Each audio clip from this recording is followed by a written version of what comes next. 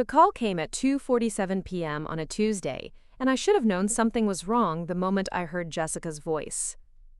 My sister never called during work hours unless she needed something, and the syrupy sweetness in her tone was the same one she'd used since we were kids when she wanted to take my toys. Before we jump back in, tell us where you're tuning in from, and if this story touches you, make sure you're subscribed, because tomorrow I've saved something extra special for you. Maya, honey, I have some news about Rosewood Manor, she said, and my stomach dropped. Rosewood Manor wasn't just any venue.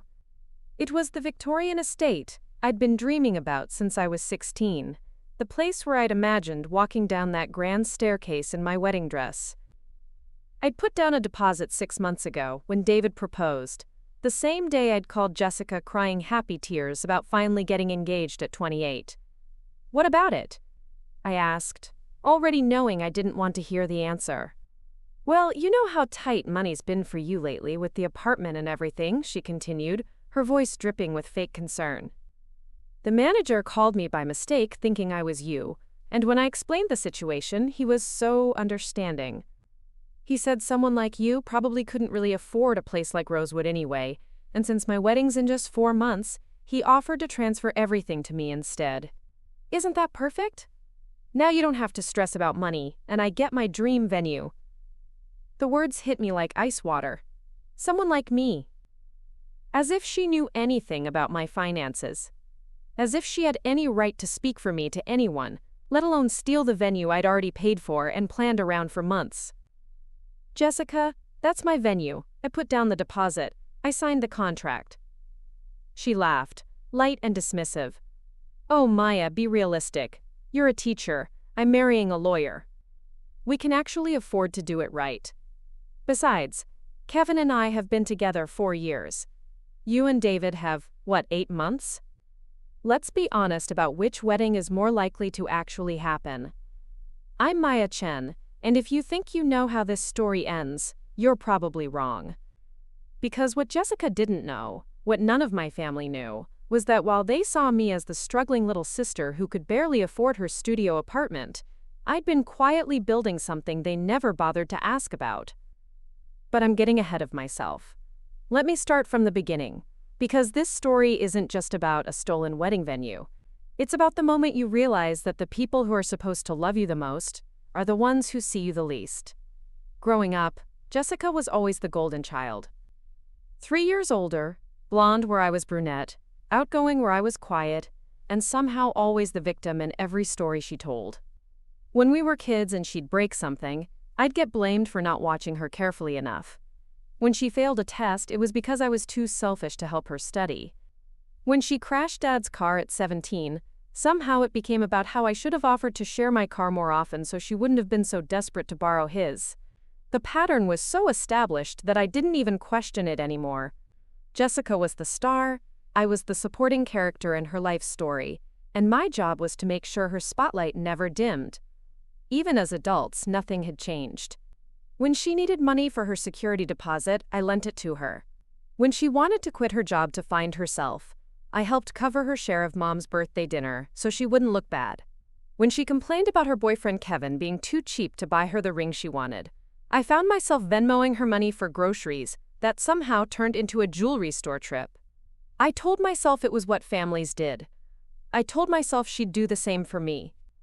I told myself that being needed was the same as being loved, even when that love only flowed in one direction. But the venue theft was different.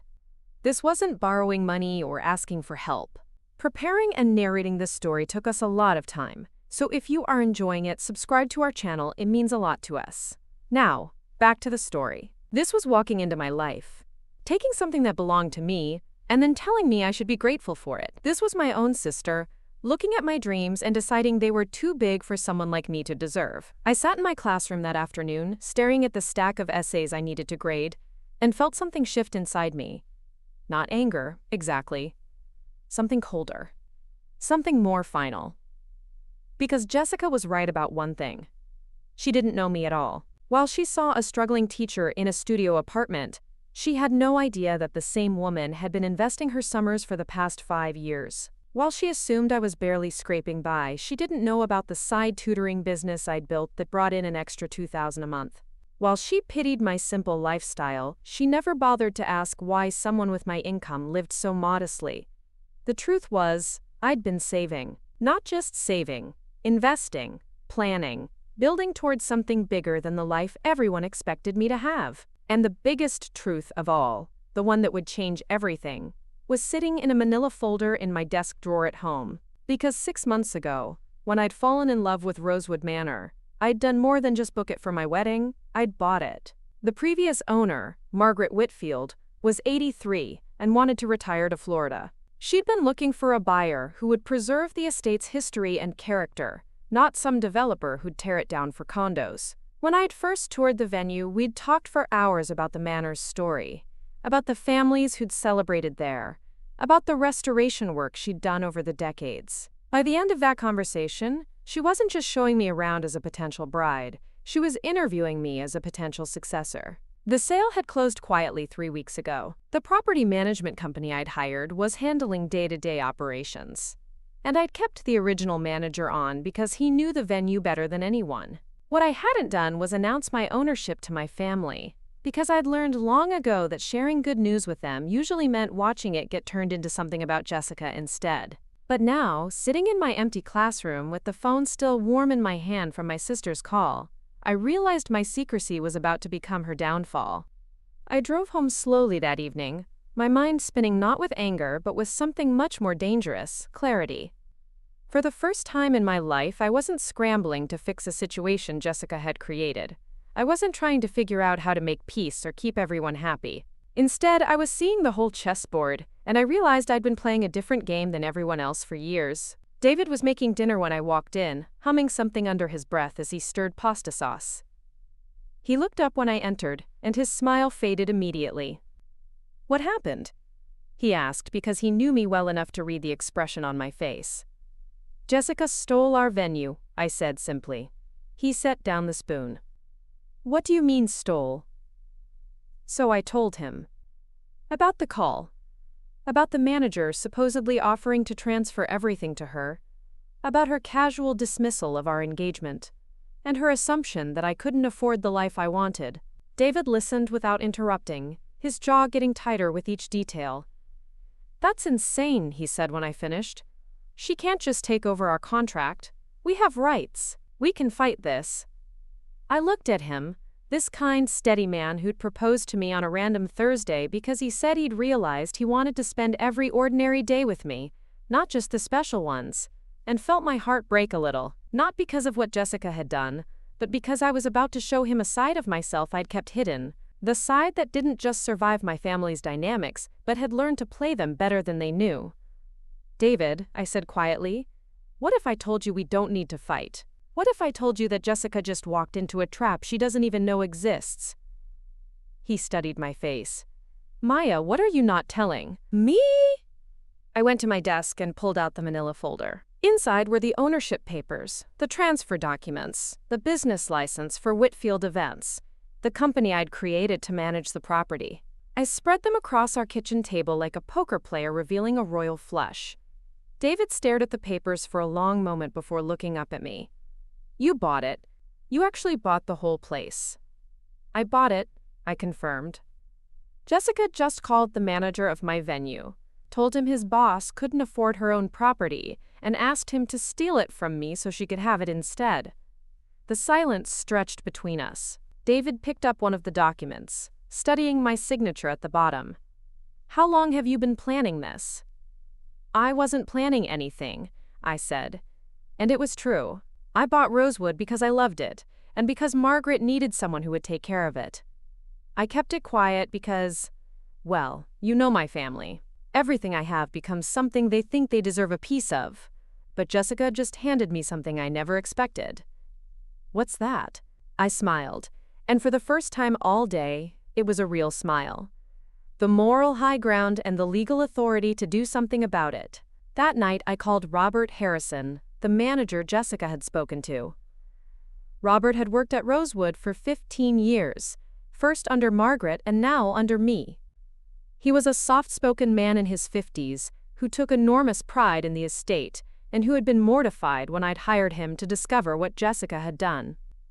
"Miss Chen, I am so sorry," he said the moment he heard my voice. "I had no idea she was your sister. She called claiming there was a family emergency and that you'd asked her to handle the wedding arrangements from now on. She was very convincing, and when she started talking about your financial situation—" "Robert, it's okay," I interrupted. "What exactly did she say?" He hesitated. "She said you'd been struggling to make payments and that you were too proud to admit you'd overextended yourself. She said the family was worried about you and that she wanted to take over the arrangements so you wouldn't have to embarrass yourself by canceling. She seemed very concerned about your well-being." I closed my eyes. Even in theft, Jessica had found a way to make herself the hero of the story. "And what did you tell her?" I asked. "I told her I'd need to verify everything with you first, of course. But she was very insistent that it be handled delicately because of your pride issues. She asked me to call her back today with confirmation that the transfer could go through." Perfect. Jessica had given me exactly what I needed: a clear timeline and a witness to her deception. "Robert, I need you to call her back tomorrow," I said. "Tell her the transfer is approved and that she can come in Thursday morning to sign the new contracts. Let her bring whoever she wants as witnesses. And Robert, make sure you have the ownership papers ready. All of them." I could hear the smile in his voice when he answered. "It will be my pleasure, Ms. Chen." Wednesday crawled by like a wounded animal. I taught my classes, graded papers, attended a faculty meeting, and smiled through it all while my phone buzzed with increasingly excited texts from Jessica. She'd already started making changes, she informed me. The flowers I'd chosen were too simple, so she'd upgraded to something more elegant. The menu I'd selected was too basic, so she'd arranged for a more sophisticated caterer. The photographer I'd hired was too amateur, so she'd booked someone who'd shot her friend's wedding in the Hamptons. Each text was a knife twist, not because I cared about the details she was changing, but because of the casual cruelty in her assumption that everything I'd chosen wasn't good enough. That I wasn't good enough. But I didn't respond to any of her messages. I had learned long ago that the most powerful response to someone who's trying to hurt you is often no response at all. Let them fill the silence with their own guilt and assumptions. Let them wonder why you're not fighting back. Let them think they've won, right up until the moment they realize they never understood the game they were playing. Thursday morning came gray and drizzly, the kind of October weather that makes everything feel uncertain. I took a personal day from school and drove to Rosewood Manor, an hour before Jessica was scheduled to arrive. I wanted to walk through the space one more time, to remember why I'd fallen in love with it in the first place. The manor sat on 12 acres of rolling hills, its red brick facade and white columns speaking to an elegance that felt both timeless and welcoming. Margaret had restored it beautifully, preserving the original hardwood floors and crown molding while updating the infrastructure and adding modern touches that didn't compromise the building's character. The ballroom where I'd planned to have my reception still took my breath away. Floor-to-ceiling windows overlooking the gardens, a crystal chandelier that had been installed in 1923, and enough space for 200 guests to dance under stars visible through the restored skylights. This was my place now, my investment, my responsibility, my future. And Jessica thought she could just take it because she'd decided I didn't deserve it. I was standing in the main foyer when I heard car doors slamming outside. Through the window, I watched Jessica climb out of Kevin's BMW, followed by Kevin himself and my mother. Of course she'd brought an audience. Jessica never did anything without making sure someone was watching to witness her victory. Robert met them at the front door, professional and courteous as always. I stayed hidden in the library alcove, where I could hear everything but remain unseen. "Miss Patterson, so nice to meet you in person," Robert was saying. "I have all the paperwork ready for you in the main office." "This place is even more beautiful than the photos," Jessica gushed, and I could hear her heels clicking on the marble floor as she walked. Maya always did have good taste, even if she couldn't afford to follow through on it. My mother's voice joined in. "It's probably for the best, really. Maya gets these ideas sometimes, but she's never been very practical about money. This way she won't have to stress about a wedding she can't afford, and Jessica can give Kevin the celebration he deserves." Kevin, to his credit, said nothing. I'd always wondered what he really thought about Jessica's family dynamics, whether he saw through her victim narratives, or if he genuinely believed she was as put upon as she claimed. His silence suggested he was smart enough to stay out of it, which was probably why their relationship had lasted as long as it had. "Right this way," Robert said, leading them toward the office. "I have some standard paperwork for you to review before we proceed." I waited until I heard the office door close before making my way quietly down the hall. I positioned myself just outside the door where I could hear but not be seen, my heart pounding not with nervousness but with anticipation. "Now, Ms. Patterson," Robert was saying, "before we proceed with the transfer, I need to verify a few details. You mentioned that your sister is struggling financially and has asked you to take over her wedding arrangements?" "That's right," Jessica said, her voice full of sympathetic concern. "She's too proud to admit it, but she's really overextended herself. The family is worried about her." "I see. And she's authorized you to speak on her behalf regarding this venue?" "Of course. I'm her sister. We're very close." I almost laughed out loud at that one. "Excellent," Robert continued. "Well, I have good news. The ownership has indeed reviewed your request, and we're prepared to accommodate the transfer." I heard papers rustling, and Jessica's excited squeal. "Oh my God, Kevin, can you believe this? It's really happening." "However," Robert continued, and his voice had changed slightly, becoming more formal, "there are a few documents you'll need to review first. Standard procedure, you understand." More paper rustling, and then a long silence. "I'm sorry," Jessica said finally, and her voice had lost its bubbly excitement. "What exactly am I looking at here?" "Those are the ownership papers for Rosewood Manor," Robert explained calmly. "Filed with the county 6 months ago when the property was purchased by Whitfield Events LLC." Another silence, longer this time. "I don't understand," my mother said. "What does this have to do with Jessica's wedding?" "Well, you see," Robert said, and I could hear the satisfaction in his professional tone. "Whitfield Events is owned by Maya Chen. Your daughter Maya, who is, in fact, the owner of this property. Which means that when Ms. Patterson called to request that we steal the venue from Ms. Chen and give it to her instead, she was essentially asking me to help her steal from my boss." The silence that followed was so complete I could hear the old building settling around us. "That's impossible," Jessica said, but her voice was small now, uncertain. "Maya's a teacher. She doesn't have money for something like this." "I assure you, the paperwork is all in order," Robert replied. "Would you like me to call Ms. Chen so you can discuss this with her directly?" "Yes," my mother said quickly. "There must be some mistake. Maya would have told us if she owned this place." "Would she?" Robert asked mildly. "Even after Ms. Patterson specifically told me yesterday that Ms. Chen was too poor and too proud to afford her own wedding venue?" That's when I decided to make my entrance. I walked into the office slowly, calmly, like I belonged there. Which, of course, I did. The three of them turned to stare at me, their faces cycling through confusion, disbelief, and dawning horror as the reality of the situation sank in. "Hello, Jessica," I said pleasantly. "Mom. Kevin." I nodded to Robert. "Thank you for handling this so professionally." "Maya," Jessica started, but I held up a hand.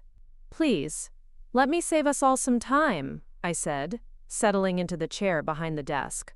My desk, in my office, in my building. "Robert has already explained the situation. You called my employee, lied about a family emergency, convinced him that I was too poor to afford my own property, and asked him to help you steal my wedding venue. Is that accurate?" Jessica's mouth opened and closed like a fish. Kevin was staring at the ownership papers spread across the desk. My mother was looking between Jessica and me like she couldn't quite process what was happening. "Maya," Mom said finally, "how is this possible? When did you buy this place? Why didn't you tell us?" I looked at her for a long moment. "Why would I tell you? So Jessica could find a way to claim she deserved it more? So you could explain to everyone how impractical I was being? So I could watch you turn my accomplishment into another story about how I'm not being supportive enough of Jessica's dreams?" "That's not fair," Mom protested. "Isn't it?" I turned to Jessica. "Tell me, what exactly did you plan to do about the fact that David and I already have a contract for this venue? Were Were you just going to show up on our wedding day and explain that you'd decided you needed it more? Jessica finally found her voice. Maya, you have to understand, I didn't know you owned it. I thought you were just renting it, and when the manager said you were having financial troubles… You didn't ask, I interrupted. You didn't call me to check if I was okay. You didn't offer to help if I was struggling. You heard that I supposedly couldn't afford something, and your first instinct was to take it away from me. The room fell silent again. Kevin was studying his hands. My mother was staring at me like she'd never seen me before. And Jessica, for the first time in her life, had nothing to say. I stood up and walked to the window that overlooked the gardens. Do you want to know the really sad part? If you had just asked me if you had come to me as a sister and said you'd fallen in love with this place, I might have worked something out. Maybe we could have had a double wedding. Maybe I could have helped you find a date when the venue was available. Maybe we could have made it about family instead of competition. I turned back to face them. But you didn't see me as family, you saw me as an obstacle to something you wanted, so you tried to remove me from the equation entirely. Maya, please, Jessica said, and for the first time I could remember, she sounded genuinely desperate instead of manipulative. I made a mistake. I was wrong. But we can fix this, we can work something out. I shook my head. No, Jessica, we can't, because this isn't about the venue anymore. This is about the fact that you looked at my life and decided I didn't deserve the good things in it. This is about the fact that you've spent our entire lives treating me like I exist to make your life easier, and when I finally built something for myself, your first instinct was to take it away. I walked back to the desk and picked up the ownership papers. Robert, please make a note in Ms. Patterson's file that she is not authorized to make any decisions regarding this property, now or in the future. If she contacts you again about anything related to Rosewood Manor, please refer her to our legal department. Maya, you can't be serious, Mom said. She's your sister. Yes, I said quietly. She is. And she tried to steal from me while telling people I was too pathetic to afford my own wedding. That's what my sister did to me. I looked at Jessica one more time. Your wedding is in 4 months, and you need to find a new venue. I suggest you start looking for something you can actually afford to pay for yourself. Then I walked out of my office, through my building, and into my gardens, leaving them to find their own way out. That evening, my phone exploded with calls and texts. Jessica, crying and apologetic. Mom, angry and demanding that I fix this for the family. Kevin, surprisingly, sending a short message that just said, I'm sorry, she was wrong. But the message that mattered most came from David. I'm proud of you. Come home when you're ready. I sat in the manor's garden as the sun set, surrounded by the property I'd worked for and saved for and dreamed about. Tomorrow, Jessica would have to face the consequences of her choices. Tomorrow, my mother would have to reckon with the fact that she'd raised one daughter to take and another to give, and that dynamic had finally reached its breaking point. But tonight, I was exactly where I belonged, in a place I'd earned, surrounded by beauty I'd preserved, planning a future I'd built with my own hands. And for the first time in my life, no one could take that away from me. The phone calls started at 6 in the morning. Jessica's name flashed on my screen 12 times before I finally turned it off and buried it under my pillow. I knew what was coming. The tears, the apologies, the carefully crafted explanations that would somehow make her the victim of her own attempted theft. I'd heard it all before, just never about something this big. By the time I dragged myself to the kitchen for coffee, David was already dressed for work, but he was moving slowly, clearly waiting for me to wake up. Rough night? He asked, nodding toward my phone, which had apparently been buzzing against the nightstand loud enough for him to hear from the shower. Just the beginning, I said, pouring coffee into my favorite mug, a simple blue ceramic piece I'd bought at a local pottery shop when I first moved out. Jessica had always made fun of it, calling it so basic, compared to her matching designer dinnerware set. Now, holding its familiar weight in my hands, I appreciated its simplicity more than ever. David kissed my forehead before leaving for his accounting firm. You know I support whatever you decide to do about this, right? Even if that means not speaking to your family for a while. I nodded, but we both knew it wouldn't be that simple. Families like mine don't let you walk away quietly. They follow you with guilt trips and flying monkeys and carefully orchestrated interventions designed to wear down your resolve until you fold and go back to being the person they need you to be. The first flying monkey arrived at my apartment at 10 a.m. My cousin Rachel stood outside my door holding a coffee tray from the expensive place downtown, wearing her most sympathetic expression. "Maya, honey, I brought lattes," she announced when I opened the door. "I thought we should talk." Rachel was Jessica's age, but had always positioned herself as the family mediator, the one who swooped in to smooth things over whenever there was conflict. She meant well, but her version of mediation usually involved convincing whoever had been wronged to be the bigger person and forgive whoever had done the wronging.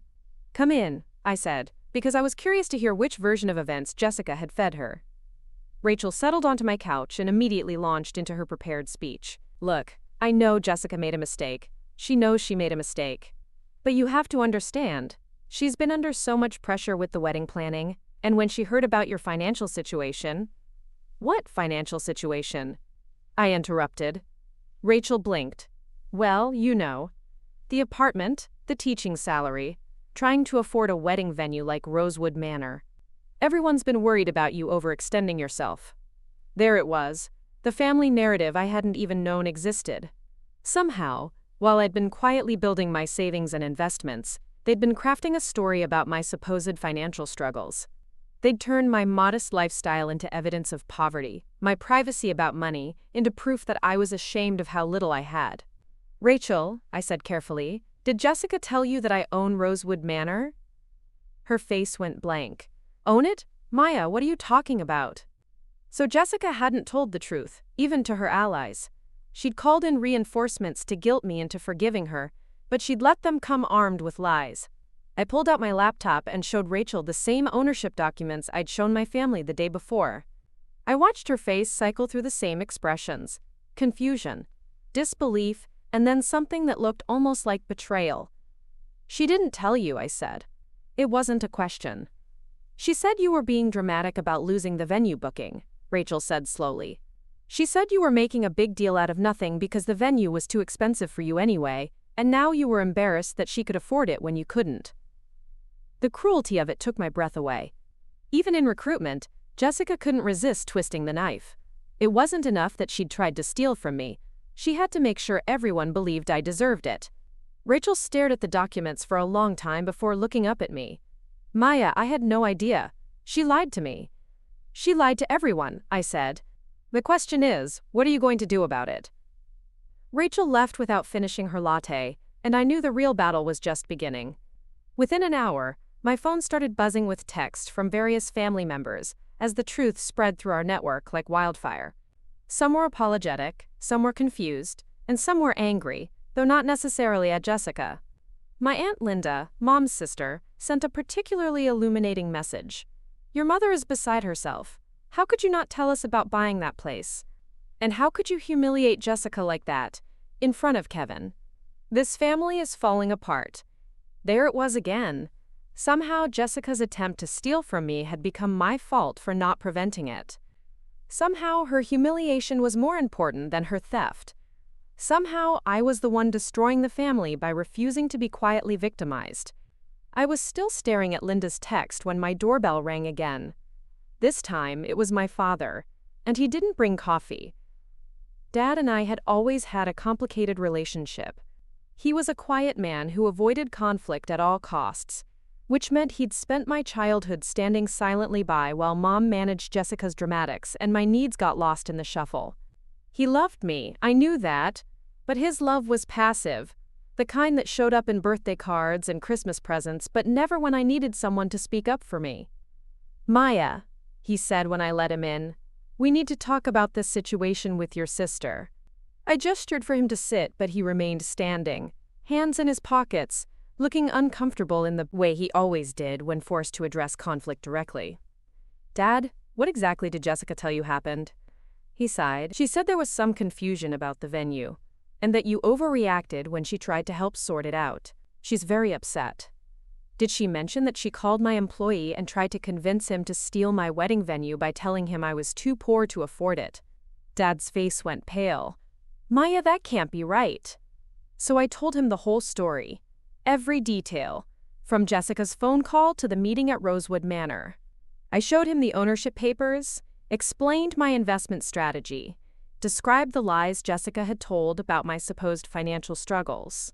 Dad listened without interrupting, his expression growing more troubled with each revelation. When I finished, he sat down heavily on my couch. "I don't understand," he said finally. "Why would she do something like this?" It was such a quintessentially Dad question. Not how could we fix it, not what should be done about it, but why would someone act in a way that disrupted his carefully maintained peace? "Because she's always done things like this," I said. "The only difference is that this time, she picked the wrong target." Dad looked up at me. "What do you mean?" And that's when 30 years of carefully suppressed resentment came pouring out. I told him about Jessica taking credit for the science project I had helped her with in high school, about her borrowing my car and returning it on empty, then getting angry when I asked her to fill it up, about her inviting friends to parties at my apartment without asking, then expecting me to clean up after them, about her taking clothes from my closet and never returning them, about her asking to borrow money for emergencies that turned out to be shopping sprees. I told him about every time she'd played victim when confronted about her behavior, every time the family had rallied around her while I was expected to be understanding and forgiving, every time my needs had been sacrificed to preserve Jessica's feelings. "She's been stealing from me my whole life," I said. "Money, clothes, opportunities, credit for my work, and now my wedding venue. And every time, the family asks me to be the bigger person, instead of asking her to be a decent human being." Dad was quiet for a long time after I finished. Finally, he said, "Maya, I had no idea you felt this way." "Of course you didn't," I said, and I couldn't keep the bitterness out of my voice. "Because feeling this way would require you to do something about it, and that's not who you are." The words hung in the air between us, and I immediately regretted them. Not because they weren't true, but because I could see how much they hurt him. "I'm sorry," Dad said quietly. "I always thought I was keeping the peace. I didn't realize I was enabling Jessica to hurt you." It was more accountability than I'd ever heard from him, and something in my chest loosened slightly. "What happens now?" he asked. "Now Jessica finds a new venue for her wedding, and I continue planning mine," I said. "And the family decides whether they can accept that I'm not going to be the scapegoat anymore." Dad nodded slowly. "Your mother isn't going to like this." "I know. She's going to try to fix it." "I know. She's going to want you to forgive Jessica and pretend this never happened." "I know." He studied my face. "But you're not going to do that." "No," I said. "I'm not." Dad stood up and walked to the window that looked out over the small courtyard behind my building. "You know, when you were little, you used to build these elaborate block towers. Hours of careful construction, perfectly balanced. And Jessica would always knock them down, usually right before you were finished. I remembered those towers. I remembered the patience it took to build them, the devastation when they fell.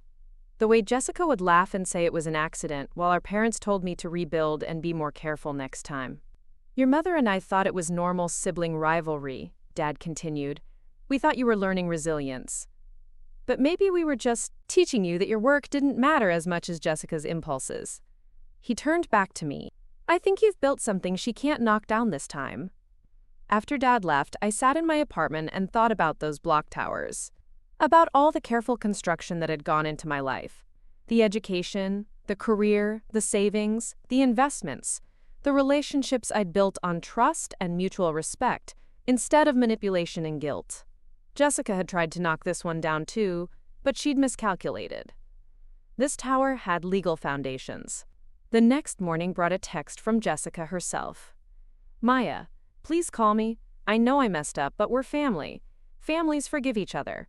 I stared at the message for a long time. It was so perfectly Jessica.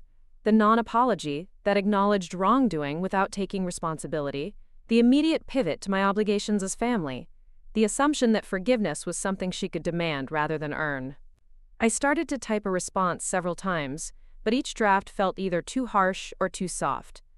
Finally, I settled on something simple. Families also respect each other. You didn't respect me enough to ask before trying to take my venue. I need time to process that. Her response came back immediately. How much time? Even in contrition, she wanted to control the timeline. She wanted to know when she could expect my forgiveness, when life could go back to normal, when I would resume my role as the accommodating sister who absorbed her bad behavior without consequence. I didn't respond. Instead, I called David. How are you holding up? He asked. I keep waiting to feel guilty, I said. Shouldn't I feel guilty? She's my sister. She's getting married in 4 months. I have the power to fix this, and I'm choosing not to. David was quiet for a moment. Maya, would you feel guilty about not lending money to someone who tried to steal your wallet? That's different. Is it? She tried to take something that belonged to you by lying about your ability to afford it. The only difference is that instead of cash, it was your wedding venue, and instead of a stranger, it was your sister. He was right, but family complicates everything. Blood relationships come with their own moral weight, their own expectations of unconditional love, and infinite second chances. The voice in my head that sounded suspiciously like my mother kept whispering that good sisters sacrifice for each other, that holding grudges was petty, that I was being vindictive. But there was another voice too, one that had been growing stronger since I'd walked out of Rosewood Manor the day before. This voice reminded me that good sisters also don't steal from each other, that forgiveness without consequences is just enablement, that protecting myself wasn't the same as hurting Jessica. It was refusing to let her hurt me. I think I need to talk to someone, I told David. Someone outside the family who can help me figure out if I'm being reasonable or if I'm letting my anger make me cruel. Dr. Martinez, he suggested. I'd seen the therapist briefly a few years earlier when I was struggling with work stress, and she'd been helpful. Dr. Martinez, I agreed. I was able to get an appointment for that afternoon, thanks to a cancellation. Dr. Martinez's office was in a converted Victorian house downtown, all warm wood and soft lighting that made difficult conversations feel safer somehow. It's been a while, she said when I settled into the familiar chair across from her desk. What brings you in today? So I told her the story. All of it. From Jessica's phone call to the confrontation at the manor, to the family pressure I was now facing. Dr. Martinez listened without judgment, occasionally asking clarifying questions, but mostly just letting me talk. When I finished, she was quiet for a moment. Maya, how do you feel about what happened? Angry, I said immediately. Hurt, betrayed, but also relieved? Like maybe this was the push I needed to finally stop pretending our relationship was healthy. Tell me about that relief. I thought about it. I think I've been waiting for permission to be angry at Jessica for years. Every time she did something selfish or cruel, the family would explain it away, or ask me to understand her perspective, or remind me that she didn't mean it. And I would swallow my anger because that's what good sisters do. And now? Now she did something so obviously wrong that even I can't pretend it was okay. She tried to steal from me, and then she lied about it to make herself look sympathetic. There's no gray area here. Dr. Martinez nodded. It sounds like this incident has given you clarity about a pattern you've been experiencing for a long time. Yes, but that's what scares me. Because if I acknowledge the pattern, if I stop making excuses for her behavior, what does that mean for our relationship? What does that mean for my relationship with my family? What do you think it means? I sat with the question for a moment. I think it means I can't go back to being the person who absorbs everyone else's bad behavior to keep the peace. But I don't know if my family can love the version of me that has boundaries. Have you considered that if they can't love you with boundaries, they might not actually love you at all? They might just love what you do for them. The words hit like a physical blow, not because they were cruel, but because they were true.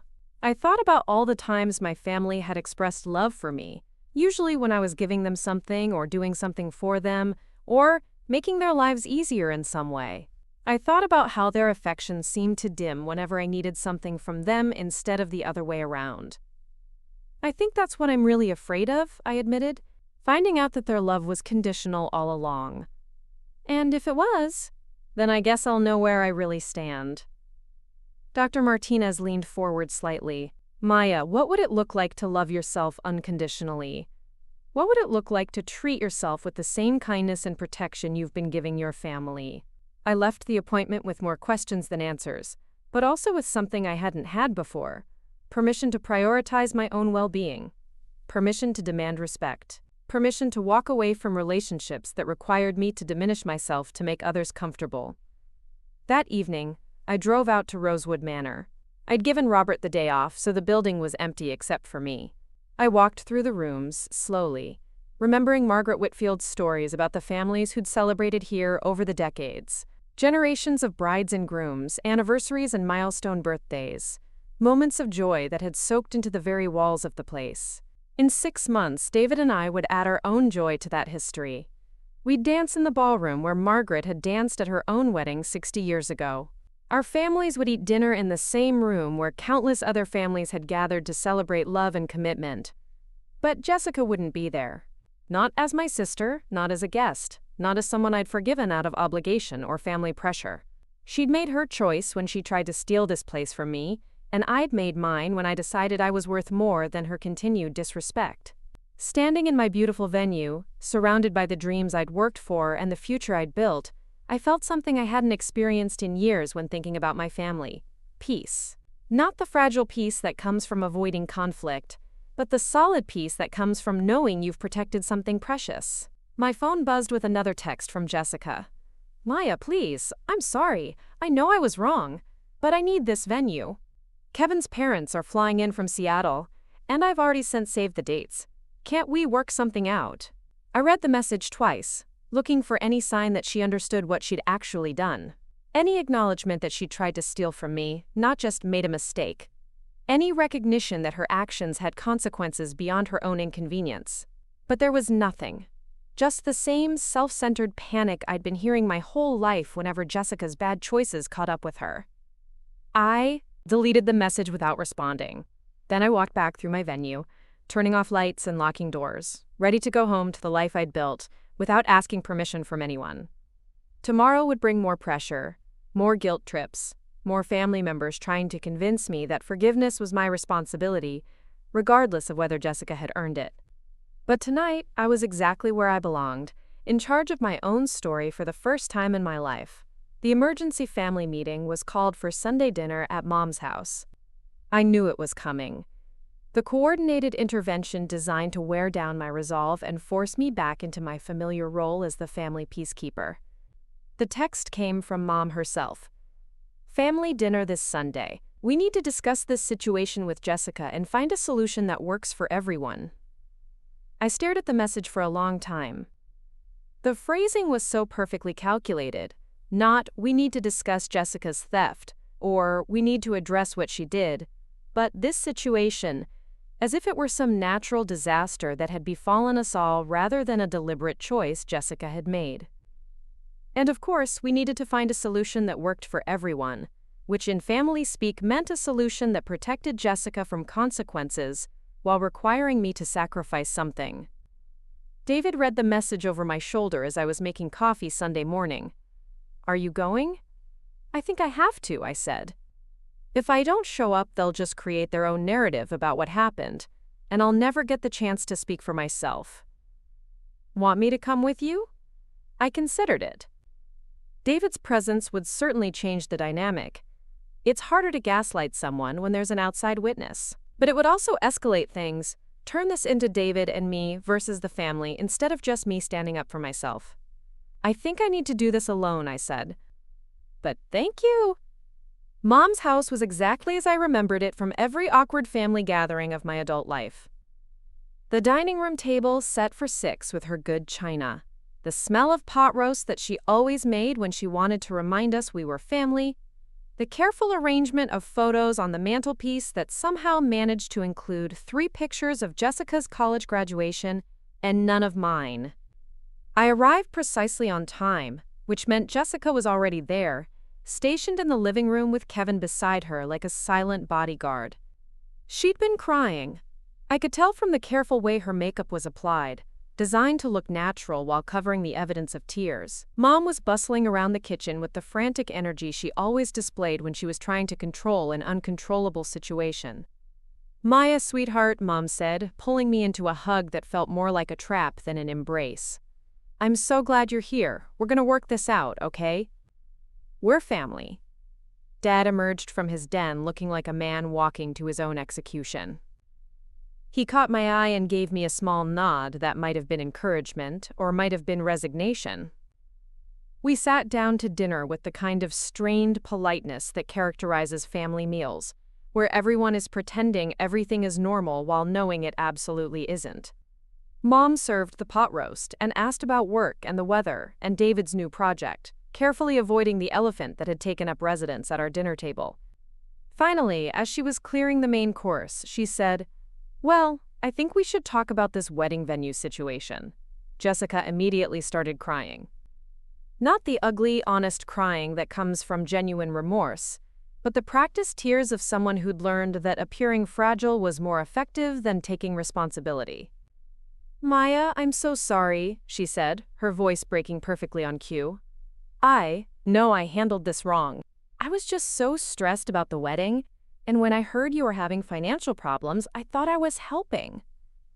There it was again, the fictional financial problems that had somehow become accepted family truth, despite having no basis in reality. "Jessica," I said calmly, "what financial problems are you referring to, specifically?" She blinked, clearly not expecting to be asked for details. "Well, you're always so worried about money. You live in that tiny apartment, you drive that old car, you never go on vacation." "I live modestly by choice," I said. "I drive a reliable car that's paid off. I take vacations. Just not expensive ones. I feel the need to broadcast on social media. None of that indicates financial problems." Mom jumped in quickly. "Maya, honey, we're not judging your lifestyle choices. We just worry about you sometimes. You work so hard, and you never seem to enjoy the fruits of your labor." "Because I invest them," I said. "Like in a wedding venue." Which, incidentally, is how I was able to buy Rosewood Manor. The silence that followed was deafening. Kevin was staring at his plate like he wished he could disappear into it. Dad was nodding slowly, finally understanding the scope of what Jessica had tried to do. Mom looked like she was trying to solve a puzzle with missing pieces. "Maya," Mom said finally, "why didn't you tell us you were making investments? We had no idea you were doing so well financially." Because every time I've shared good news with this family, it's either been overshadowed by something Jessica needed or turned into a conversation about how I should be using my success to help other people, I said. "Remember when I got tenure? The dinner conversation turned into how I should help Jessica pay off her credit card since I had job security. Remember when I got the promotion to department head? Mom suggested I should co-sign a loan for Jessica's car since banks trust teachers." Jessica's tears were drying up now, replaced by the defensive anger that always appeared when she realized her victim routine wasn't working. "That's not fair, Maya. Family helps family. I would do the same for you." "Would you?" I asked. "When have you ever helped me with anything? When have you ever offered me money or support, or even just listened to my problems without making them about yourself?" "That's different," Jessica snapped. "You never need help. You always have everything figured out." "No, Jessica. I learned not to ask for help because asking meant either being told my problems weren't as important as yours, or being given advice on how I should handle things differently to avoid having problems in the first place." Mom was shaking her head. "Girls, this is getting us nowhere. Maya, what Jessica did was wrong, but she's apologized. Can't we move past this?" "Has she apologized?" I asked. "Really?" Because what I heard was her explaining why her theft was actually meant to help me, followed by tears designed to make me feel guilty for being upset about it. "I said I was sorry," Jessica protested. "No," I said. "You said you handled it wrong. You said you were stressed. You said you thought you were helping.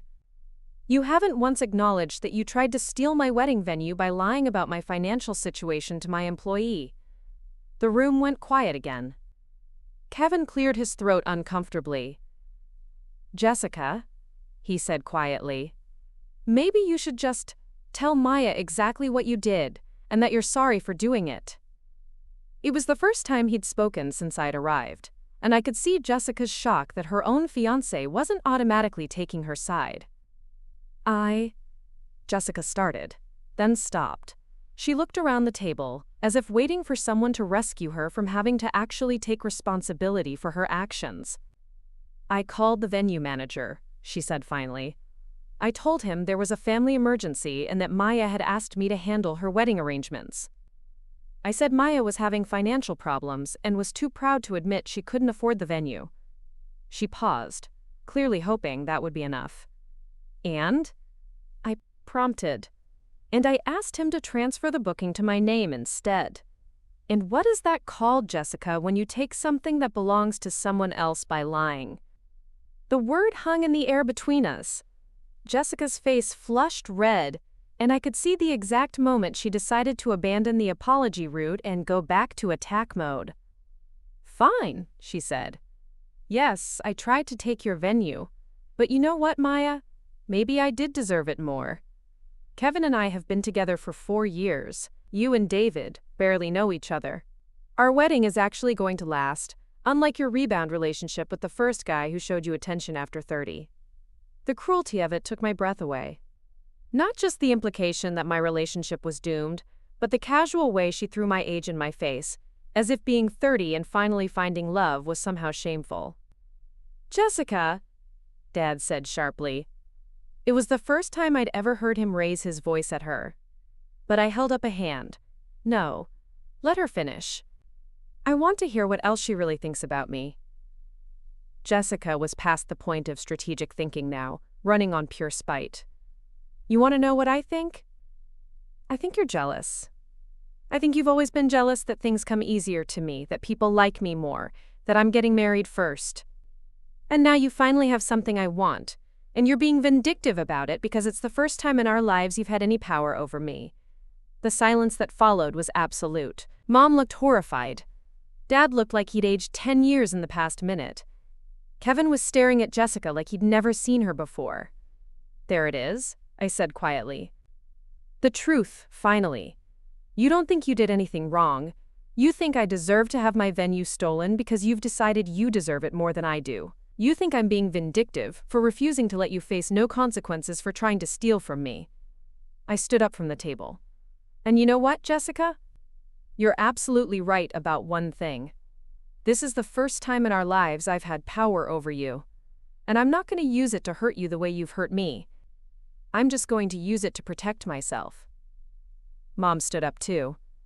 "Maya, please don't leave like this. We can work this out." Jessica didn't mean what she said. "Yes, she did," I said. "And that's why there's nothing to work out.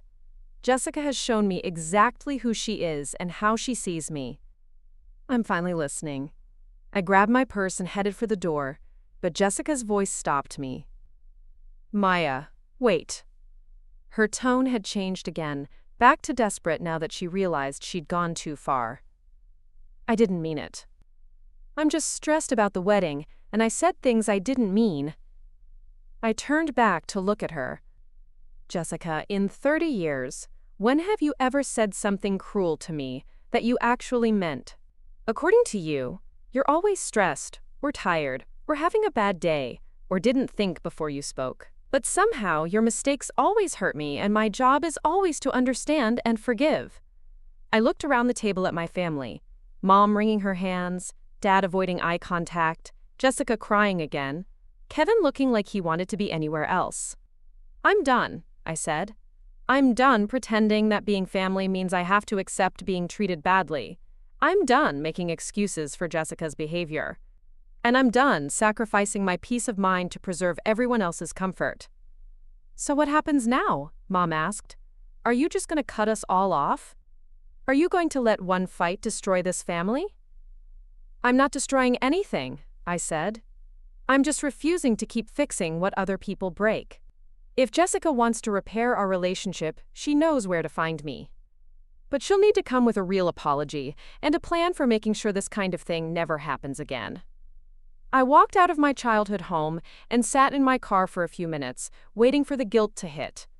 Waiting for the voice in my head that would tell me I'd been too harsh. That I should go back inside and apologize for upsetting everyone. That keeping the peace was more important than standing up for myself. But the voice never came. Instead, I felt something I hadn't expected. Relief. Pure, clean relief at finally telling the truth about my family dynamics instead of pretending they were normal. Relief at finally refusing to absorb Jessica's cruelty just because she claimed she didn't mean it. Relief at walking away from a situation that was designed to manipulate me into giving up something that belonged to me. My phone started buzzing with texts before I even made it home.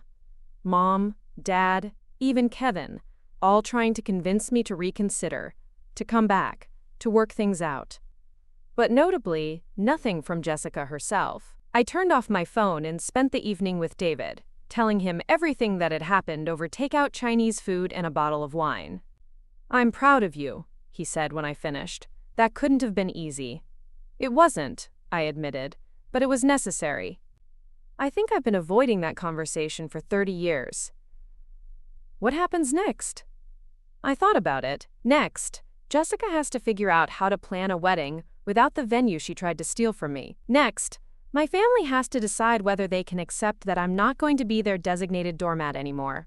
And next, we continue planning our wedding at our venue that we can afford because I made smart financial decisions instead of living beyond my means. David raised his wine glass. To smart financial decisions and standing up for yourself.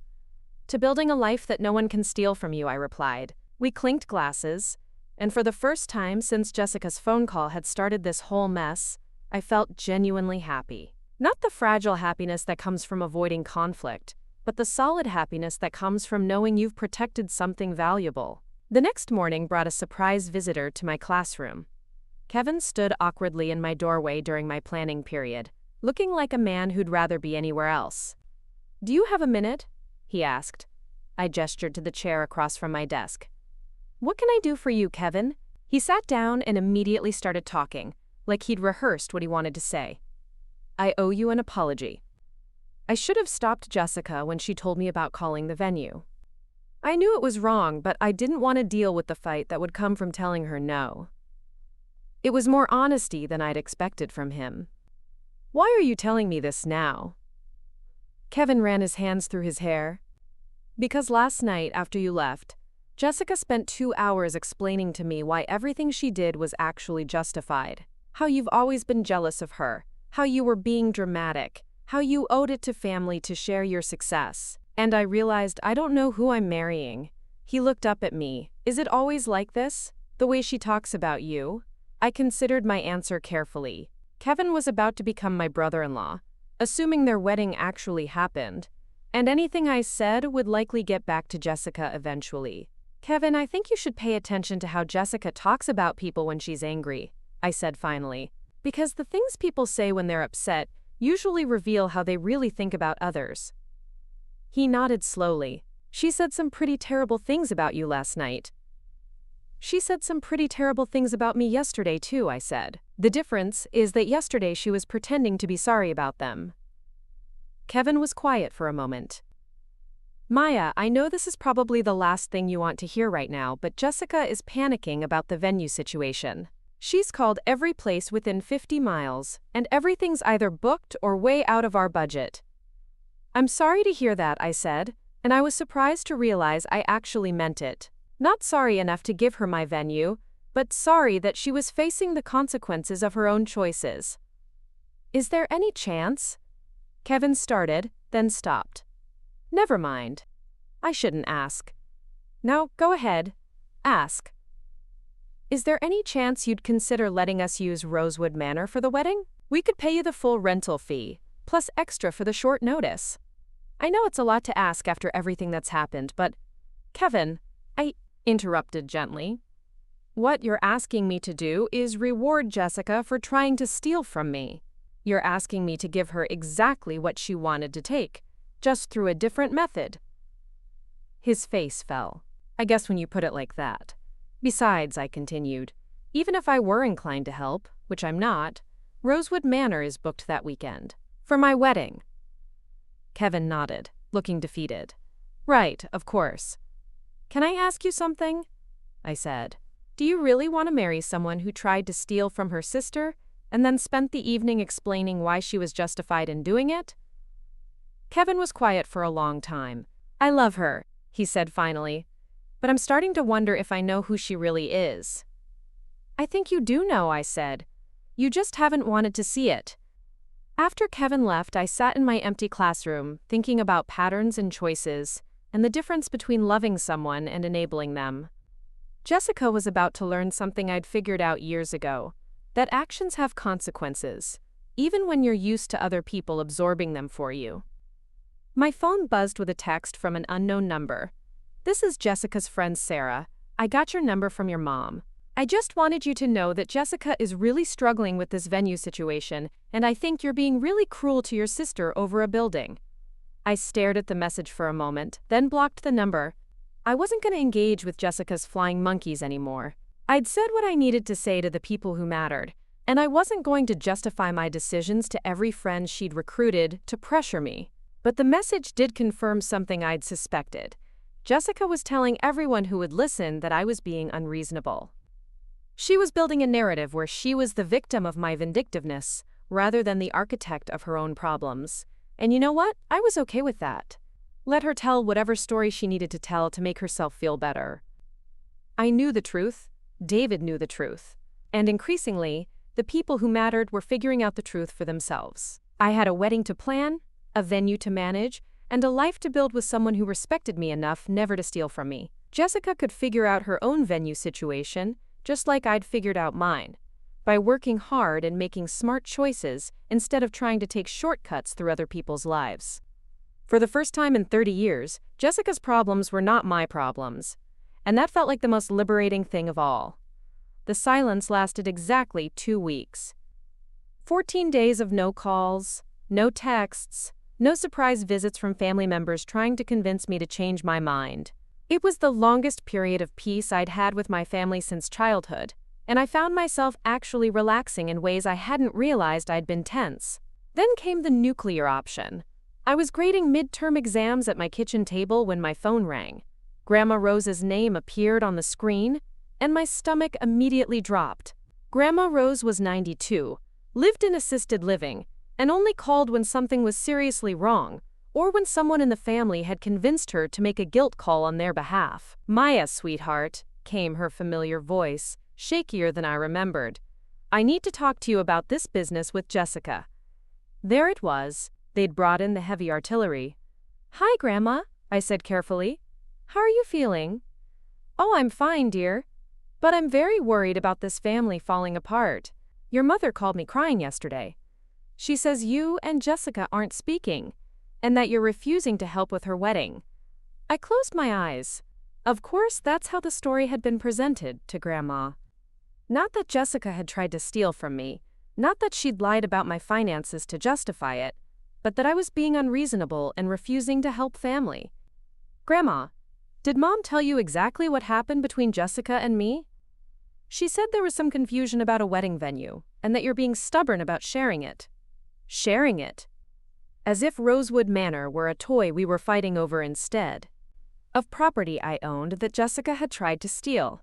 "Grandma, Jessica called my employee and lied about my financial situation to try to convince him to give her my wedding venue without my permission. That's not confusion. That's theft." There was a long pause. "Oh, Maya, surely there's been some misunderstanding." "No misunderstanding, she admitted it. She said I deserve to have it taken from me, because she's been with Kevin longer than I've been with David." Another pause, longer this time. When Grandma spoke again, her voice was different, sharper, more like the woman who'd raised 6 children during the Depression and didn't tolerate nonsense. "Well, that's a horse of a different color," she said. "Nobody has the right to take what belongs to someone else, family or not." That's what I thought too. "Maya, honey, I need to ask you something, and I want you to tell me the truth. Is this the first time Jessica has done something like this to you?" The question hung in the air. Grandma Rose had always been perceptive, but she'd also been distant from the day-to-day dynamics of our family. She'd seen us at holidays and birthdays, when everyone was on their best behavior. "No, Grandma, it's not the first time. Tell me." So I did. I told her about the pattern that had defined my relationship with Jessica for as long as I could remember. The borrowed money that never got returned, the credit for my work that Jessica claimed as her own, the way family gatherings somehow always centered around Jessica's needs while mine got pushed aside. Grandma listened without interrupting, making small sounds of acknowledgement that let me know she was really hearing me. "Your grandfather used to say that some people are givers and some people are takers," she said when I finished. "But he also said that if you don't teach takers where the line is, they'll take everything you have and then blame you for not having more to give." I never wanted to be the one to draw that line, I admitted. "Of course you didn't, sweetheart. You were raised to be kind. But kindness without boundaries isn't kindness. It's just enabling bad behavior." We talked for another hour. Grandma told me stories about my grandfather's family, about siblings who'd taken advantage of each other, and how it had poisoned relationships for generations. She talked about the difference between helping family and letting family help themselves to your life. "Maya," she said as we were getting ready to hang up, "I'm going to call your mother and have a conversation with her about the facts of this situation. And I want you to know that I'm proud of you for standing up for yourself, even when it's hard." 3 days later, I got a text from Mom. "Maya, I think we need to talk. Just you and me." We met at a coffee shop downtown, neutral territory, where neither of us would have the home field advantage. Mom looked tired when she walked in, older than I'd seen her look before. She ordered her usual latte and sat across from me without her usual bright smile. "Your grandmother gave me quite the earful," she said without preamble. I imagine she did. Mom stirred her coffee slowly, not looking at me. "Maya, I owe you an apology. A big one. Your grandmother made me realize that I haven't been fair to you. For a very long time."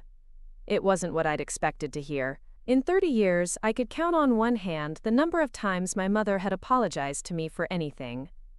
"What specifically are you apologizing for?" I asked. "For always asking you to be the bigger person.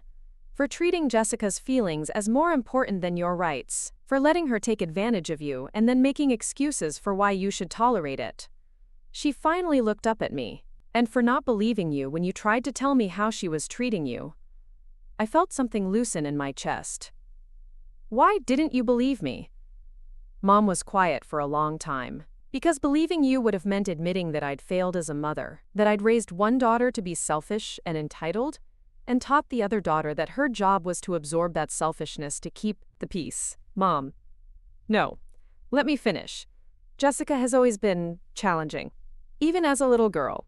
She was dramatic, demanding, prone to tantrums when she didn't get her way. And you were so easy, so accommodating. It was simpler to ask you to give in than to deal with the chaos that came from making Jessica face consequences." She wiped her eyes with a napkin. "But simple isn't the same as right. And I turned my easy child into the family's scapegoat because it was more convenient than parenting my difficult child. I didn't know what to say. I'd wanted this acknowledgement for so long that hearing it felt almost surreal." "What changed your mind?" I asked. "Your grandmother. She asked me one question that I couldn't answer. She said if Jessica had tried to steal from a stranger, would you expect the stranger to forgive her just because she's family? And I realized that the answer was no. I wouldn't expect a stranger to tolerate what I've been expecting you to tolerate your whole life." We sat in silence for a moment, both of us processing the weight of 30 years of family dysfunction finally being acknowledged. "So what happens now?" I asked. "Now I stop making excuses for Jessica's behavior. Now I stop asking you to sacrifice your peace of mind for hers. And now I try to figure out how to be a better mother to both of my daughters, even though I'm probably 30 years too late." "It's not too late," I said, and I was surprised to realize I meant it. "But it can't just be words, Mom. Things have to actually change." "I know. And Maya, Jessica's not getting your venue. I told her that yesterday. And I told her why. I said that if she wants to repair her relationship with you, she needs to start by taking full responsibility for what she did and figuring out how to make amends." "How did she take that?" Mom laughed bitterly. "About as well as you'd expect. She accused me of choosing favorites, said I was being manipulated by you, threatened to uninvite me from the wedding if I didn't side with her. And I told her that if she uninvites me because I won't enable her theft from her sister, then maybe I don't want to be at that wedding anyway." I stared at my mother. This was not the woman who'd spent my childhood prioritizing Jessica's feelings above all else, who'd asked me to understand and forgive and accommodate until I'd lost track of my own needs. "Who are you, and what did you do with my mother?" I asked. She smiled for the first time since sitting down. "Your grandmother reminded me who I used to be before I got scared of conflict. Before I decided that keeping peace was more important than doing right." We talked for another hour about the past, about the patterns we'd all fallen into, about how to build healthier relationships going forward. It wasn't a magic fix. 30 years of dysfunction doesn't disappear over one cup of coffee, but it was a start. When we were getting ready to leave, Mom reached across the table and squeezed my hand. "Maya, I want you to know that I think you're handling this exactly right. Setting boundaries isn't cruel. It's necessary. And I should have taught Jessica that lesson a long time ago, instead of teaching you that your job was to absorb her bad behavior." That evening, David and I were cooking dinner when my phone rang. Jessica's name appeared on the screen, and for a moment I considered not answering. But curiosity won out. "Hello, Jessica." "Maya." Her voice was different, smaller, less confident than usual. "Can we talk?" "We are talking." "I mean in person, please. There are things I need to say to you, and I can't do it over the phone." I looked at David, who nodded encouragingly. "Okay. When and where?" "Tomorrow. At the park near your apartment? The one with the duck pond." It was an interesting choice. Public enough that she couldn't create a scene, but private enough that we could talk honestly. "Fine. 2:00. I spent that night wondering what version of Jessica would show up. The manipulative one who would try to guilt me into forgiveness? The angry one who would blame me for ruining her life?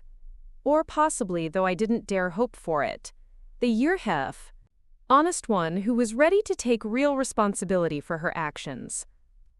The next day was unseasonably warm for late fall, and the park was busy with families enjoying what might be the last nice weekend before winter. I found a bench near the duck pond and waited, watching children throw breadcrumbs to the mallards while their parents chatted on nearby benches. Jessica arrived precisely on time, which was unusual for her. She looked smaller than I remembered, wearing jeans and a simple sweater instead of her usual carefully curated outfits. She sat down on the other end of the bench, leaving space between us. "Thank you for coming," she said. "What did you want to talk about?" Jessica took a deep breath. "I wanted to apologize. Really apologize, not the half-hearted stuff I said before. Maya, what I did was wrong. I tried to steal your wedding venue by lying about your finances and manipulating your employee. There's no excuse for that, and I'm sorry. It was more accountability than I'd ever heard from her, but I waited to see if there was more. I also want to apologize for the things I said at Mom's house. About your relationship with David, about you being jealous of me, all of it. I was angry and defensive, but that doesn't make it okay. You didn't deserve that." I studied her face, looking for signs of manipulation or performance. But Jessica looked genuinely remorseful in a way I'd never seen before. "Thank you," I said. "What changed?" Jessica was quiet for a moment, watching the ducks paddle around the pond. "Kevin broke up with me." "Oh, I'm sorry." "Don't be. He was right to do it. After you left Mom's house that night, he told me he'd never seen that side of me before, and he didn't like what he saw. He said he couldn't marry someone who would steal from family and then try to justify it." She turned to look at me. "He also said some things about how I've treated you over the years. Things I didn't want to hear but needed to hear. Such as? That I use you. That I take your generosity for granted. That I've been a terrible sister to you, and that if he were you, he would have cut me off years ago." A family with small children settled on a nearby bench, their laughter filling the space between Jessica's words.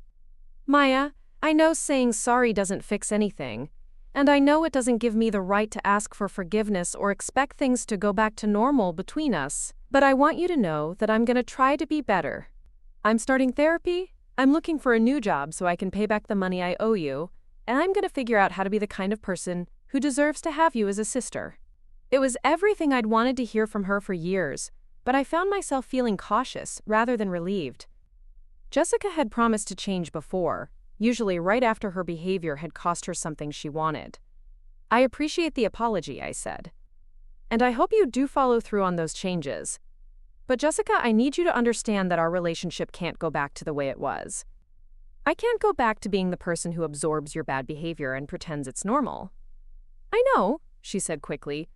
"I don't expect that. I hope that maybe someday, when I've proven that I can be better, we might be able to have some kind of relationship again." We sat in silence for a while, watching the ducks and the families, and the peaceful rhythm of the park around us. Finally, Jessica stood up. "I should go. I just wanted you to know that I understand what I did, and I'm sorry. Truly sorry." She started to walk away, then turned back. "Maya, congratulations on your engagement. I hope you and David have a beautiful wedding." As I watched her walk away, I felt something I hadn't expected: hope. Not hope that Jessica would immediately transform into the sister I'd always wanted, but hope that maybe, with time and genuine effort, we might someday have a relationship built on mutual respect, instead of one-sided obligation. But that was a future possibility, not a present reality. For now, I had a wedding to plan, and a life to build with someone who'd never once made me question my worth or doubt my value. I pulled out my phone and texted David. Coffee with Jessica went better than expected. Coming home now to plan our perfect wedding at our perfect venue that nobody can take away from us. His response came back immediately. "Can't wait to hear about it." "Love you." "Love you too," I typed back, then headed home to the life I'd built one careful, intentional choice at a time. 6 months later, I stood in the bridal suite at Rosewood Manor, looking at myself in the antique mirror that Margaret Whitfield had used on her own wedding day 60 years earlier. The dress was simple but elegant, ivory silk with delicate lace sleeves that I'd chosen because I loved it, not because anyone else needed to approve. "You look absolutely radiant," said my maid of honor, my college roommate Emma, as she fastened the pearl necklace that had been my grandmother's. "Are you ready for this?" I smiled at my reflection. I've never been more ready for anything in my life. The guest list for our wedding was smaller than I'd originally planned, but every person attending was someone who genuinely wanted to celebrate David and me. No obligation invites, no family members who would spend the evening making passive-aggressive comments about my choices, no one who would turn our special day into drama about themselves. Mom was there, sitting in the front row wearing the navy dress we'd picked out together during one of our new monthly coffee dates. Our relationship was still a work in progress, but it was progress built on honesty instead of avoidance. Dad walked me down the aisle with tears in his eyes, telling me how proud he was of the woman I'd become and the life I'd built. Jessica wasn't there, and her absence felt right, rather than painful. 3 months after our conversation in the park, she'd sent me an invitation to her new wedding. She'd reconciled with Kevin after 6 weeks of couples therapy and individual counseling. The invitation came with a handwritten note. "I know I don't have the right to expect you to come, but I wanted you to know you're invited if you feel comfortable. Either way, I wish you nothing but happiness." I'd sent a beautiful crystal vase from their registry, along with a card wishing them well, but I didn't attend.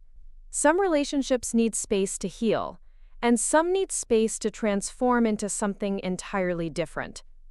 Jessica and I were figuring out which category we fell into. The ceremony itself was everything I dreamed of. David's vows made me cry, and mine made him laugh. Exactly what we'd both hoped for. We exchanged rings under the chandelier in Rosewood's ballroom, surrounded by the people who'd supported us individually and as a couple. The photographer captured genuine smiles and real emotions, instead of forced family portraits. During the reception, I found myself standing in the garden with David, watching our guests dance through the tall windows. The October air was crisp, but not cold, and the manor's exterior lights cast everything in a warm, golden glow. "Any regrets?" David asked, wrapping his arms around me from behind.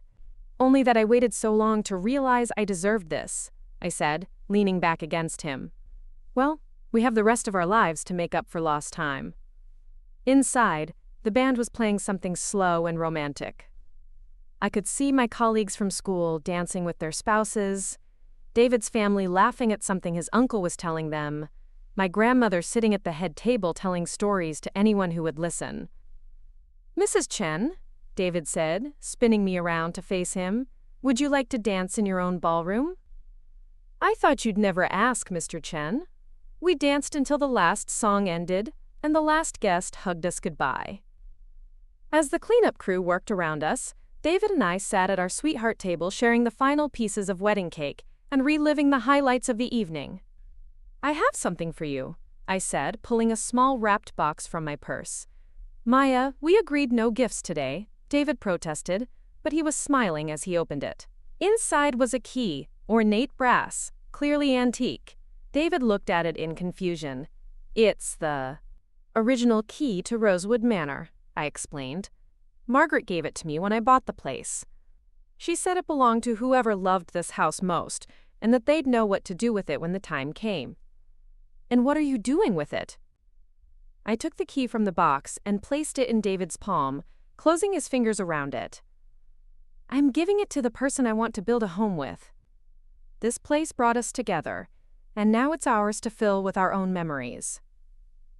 David's eyes were suspiciously bright as he looked at the key, then at me. "Are you sure? This is your dream, your investment, your accomplishment." "Our accomplishment," I corrected. "You're the one who supported me when my family tried to make me doubt myself. You're the one who never asked me to be smaller, or quieter, or more accommodating. You're the one who saw what I was capable of before I fully believed it myself." We sat in comfortable silence, surrounded by the evidence of a celebration that had been everything we'd wanted it to be. No drama, no stolen moments, no one trying to make our day about their needs instead of our joy. "You know what the best part of today was?" David asked. "The part where we got married. The part where we got to be completely ourselves, surrounded by people who love us exactly as we are." I thought about that as we finally locked up the manor and headed home to our apartment, soon to be our house, since we'd started looking at properties closer to Rosewood. David was right. The best part wasn't the beautiful venue or the perfect weather or the delicious food. It was the feeling of being celebrated for who we actually were, instead of who someone else needed us to be. My phone buzzed with a text from an unknown number. "Saw the wedding photos Emma posted. You looked beautiful and happy. I'm genuinely glad you found someone who sees your worth. Plash J." I showed the message to David. "How do you feel about that?" "I feel like she's learning," I said.